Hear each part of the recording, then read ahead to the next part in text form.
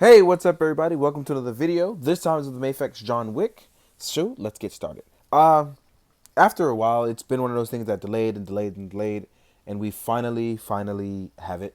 It is the first one released out of let's say any company, technically that was not a third party in the 112 scale setting. Fang Studio has done a head sculpt which fit for the Marvel Legends, and then now we have the Mafex one. We've just learned of the Diamond one, and then Mezco has theirs on delay right now. So yeah, Mafex is first up to the job, so let's see how they did, right? Let me actually didn't expect that, so let's roll you up a little bit. Yep. The head sculpt looks really nice. It's one of those things that actually came out pretty cool. It has that Keanu Reeves likeness. It's 100% not there, but it is good enough for me. I don't mind it at all. One of the things I did like with the digital print that they did was they added the 5 o'clock shadow on top of his shave slash beard. So it works out for me that that little bit of extra mullet they've gone with this one.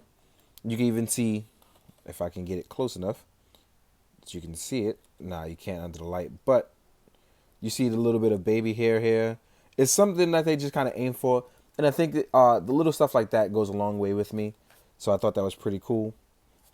But yeah, I think detail wise, it looks enough like Keanu to get the bang for your buck, which is what we all want. We want the John Wick that's gonna look like John Wick. Now, next up is the most important part for me, which is articulation. So I want to go over that. The head sculpt actually moves around very well on this neck peg. It can move down, move up, look left and right, and it can get very expressive with the way the arm is done. So as you can see here, it's not like it's not like you're not going to get that bit of range. One of the things I was always worried about with the Mafex stuff previously was how they did ties. Now, this is the kind of thing that does bother me just a little bit. I would like my tie to move a little bit more, but they actually kind of glued this one to the upper torso of the chest. I'm not really feeling that, but I guess they did it for whatever reason they did it for. I personally am not feeling the whole tie glued to it because maybe I want to get it willy nilly. Maybe I want to turn it into one of those things that John does and makes his tie a weapon. That's just me, but you never know. So as far as arm articulation goes, you can actually drag it down a little bit to give you a little bit extra room. There is a nice left and right that can go forward and backwards. You can actually rotate it all the way around, kind of like an SHF joint. You get huge rotation going up. You have a hidden bicep swivel under, so keep that in mind. And the arm is double jointed, so you actually get a nice bit of range going there. And you actually have a very nice pivot for the wrist, which will come in handy when you want him to hold weapons. The upper torso is really nice. As you can see, it has a nice ab crunch going forward. It has a really, it goes really far back to the point it actually comes out very easily, but it does go really far back. Let me pop that bad boy back in. But the articulation going back and forward on the torso is actually really good. There is a lower waist swivel, which gives you that extra bit of ab crunch as well. As far as the leg articulation, use the old school drop down method. You actually can rotate the leg forward. So be careful though, because it will get stuck in the plastic. The knees are single jointed. Little bit of a disappointment there.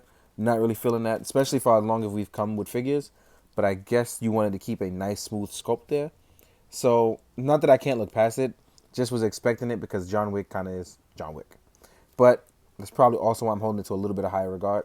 Ankle pivot is pretty good. Goes left and right, gives you a little bit of range. There's toe pivot as well. Very far toe pivot too. Like, wow, didn't expect that. So real quick, I want to see something. Let's see how it looks with a little bit of posing. Oh yeah, okay, this isn't so bad. This isn't so bad at all. Yeah, actually, yeah. There we go. Yeah, get that John Wick on. When you want to throw a man, you're going to get your John Wick on. All right, nah. You know what? I can maneuver it. I think it's okay, especially because the jacket's kind of flexible. Gives a little bit of room.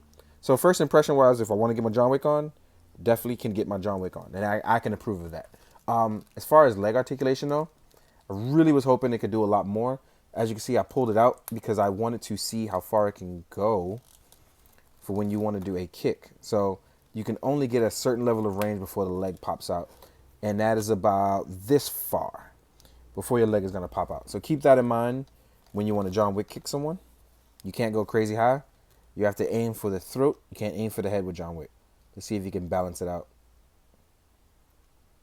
Oh, no, no. My ankle pivot is a little too wiggly. So I don't think this one is going to balance out. Yeah. Nope, not gonna balance out. But anyway, let's not waste your time with any more stuff. Let's get straight into the accessories. Let's make John look cool though. Oh, got a little bit of paint rub there. So I'm gonna keep that in mind too. Didn't see that before. Maybe I caused that, but I'm gonna keep that in mind. So let's get John's accessories. Ooh. First thing I do want to cover though is his alternate head sculpt, which is the battle damage hair laid out, and we have it right here. Now this is the John Wick Moneymaker. This one is the one you definitely want. It has a nice bit of scars. Again, also digitally painted. It has a little bit more expression to it, even though it's dead-eyed. I like this a lot. I don't think it's perfect, but I do like it. One thing between both Mafex and SHF though, when they do digital printing, it's this crazy glowing effect on their digital printing with the dots. I just wish they can get the Chris Pratt level of digital printing sometimes, because the glowy dot stuff sometimes bothers me. But it shows up fine on camera, so that's okay. It's in person, it shows up a little bit weird, right? Next up, we're going to go over the weapons and hands. So as you see here, the two relaxed fists for John Wick. We're actually going to cover the fist first. So he also gets two fists, left and right, obviously. Voila. You get two of those. Next up, you get a hand for holding the grip on your weapons. One thing I do like that they added is that they made sure his wedding ring was on every single left hand of him, which is pretty dope. Here goes another hand for gripping as well. This one is the left hand for gripping.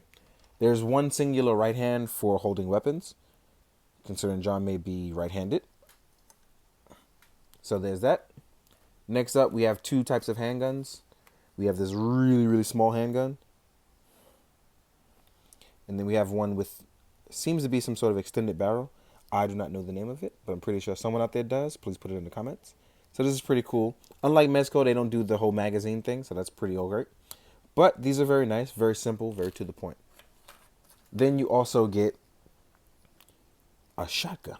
Really cool shotgun at that.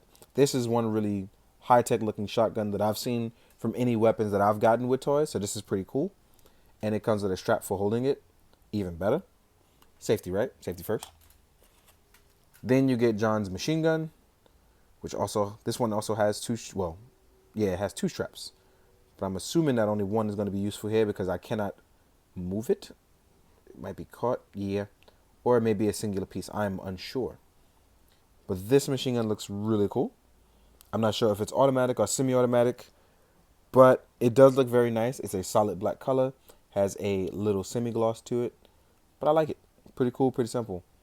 There is no point for you to enter muzzle effects. So if you have the model and support goods ones, those will be the ones that work very well here on these two figures. On these two weapons. One thing I do want to add before I move on past weapons is that John can indeed hold little armory weapons.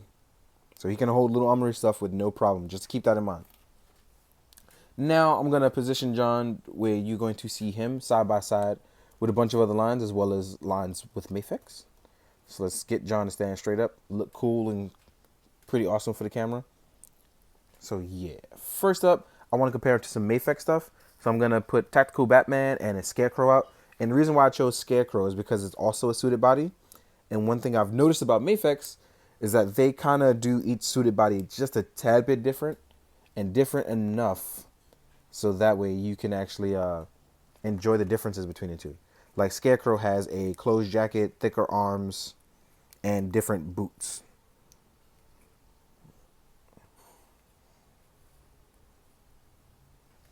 So as you can see, difference is pretty cool. Mafex actually does different sizes, different builds. So that's actually something pretty cool that I've noticed. Just want to make sure I showed you guys. Now you can see.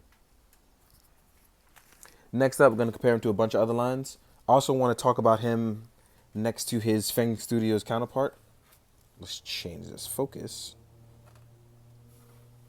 So this is John with his Feng Studios counterpart.